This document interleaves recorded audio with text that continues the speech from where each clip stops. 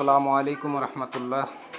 আজকে আইলাম নানার বাড়িতে একটা বিল্ডিংয়ের কাজ আমার মামা একজনে করাইছিল। তো কাজটা অন্য একটা মিস্ত্রিও করছে।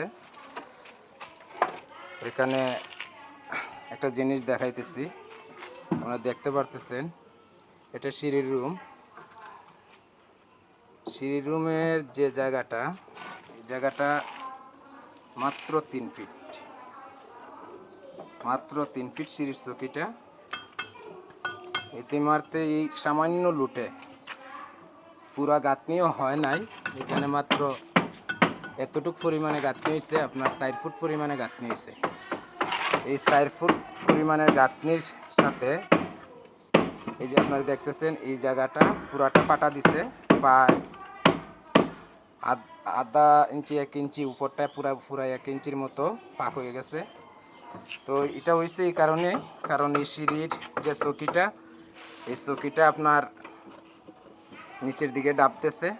কারণ এখানে সম্ভবত রডের সংখ্যা কম দিছে। আর সম্ভবত আমার যেটা মনে হয়, আমি তো দেখি নাই কিভাবে করছে, অনুমানিক মনে হইতেছে যে এখানে রডের সংখ্যা কম দিছে।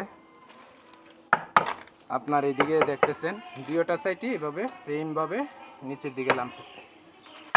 তো আমরা এখন উপরে কাজটা করতেছি। তো উপরে আমরা একটা লিন্টার দিতেছি 5 সুতা রড দিয়া, পিলার থেকে এদিকে একটা লিন্টার দিতেছি, যাতে লুটটা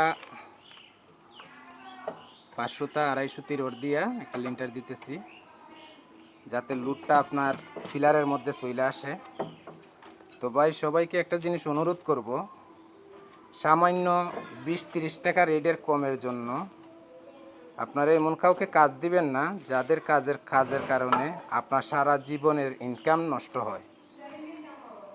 তো এদিকে আপনারা সতর্ক থাকবেন, কারণ এই যে সিঁড়ির যে কাজটা করছে আপনাদেরকে দেখাইতেছি। আমরা সবসময় সিঁড়ি করি 4 সুতা রড সম্পূর্ণ, ঠিক আছে। তো এখানে যে সিঁড়ির রডটা রাখছে আপনি 3 সুতা রড, আর ফাঁকে 4 সুতা রড দিচ্ছে। তো এখানে লোড ক্যাপাসিটির সমস্যা আসবে অবশ্যই। আর দ্বিতীয় কথা, নিচে আমরা যে চকির মধ্যে একটা কনসিল বিম দেই, এই কনসিল বিমটা 5 সুতা রড 6টা দিয়া দিতে হয়।